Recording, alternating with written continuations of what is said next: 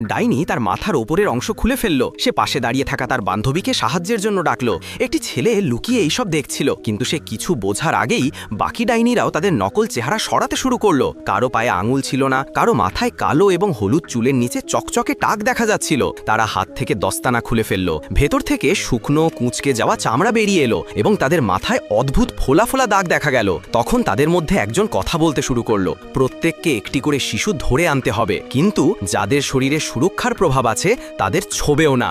যদি কেউ এই মিশনটি সম্পূর্ণ করতে না পারে তাহলে তার পরিণতি খুব খারাপ হবে। এই কথা বলার সাথে সাথেই তার চোখ থেকে নীল লেজার বেরিয়ে এসে একটি ছোট ডাইনিকে ছাই করে দিল।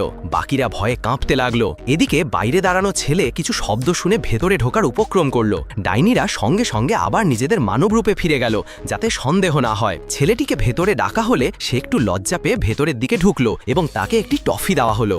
আর কয়েক সেকেন্ডের মধ্যেই সে একটি ছোট্ট ইঁদুরে পরিণত হলো। তখনই সব ডাইনিরা তার উপর ঝাঁপিয়ে পড়ল, কিন্তু ছেলেটি ছিল খুব তেজি। এক ঝটকায় সে ভেন্টিলেশন পাইপে ঢুকে গেল আর কোনো মতে নিজেকে বাঁচিয়ে ফেলল।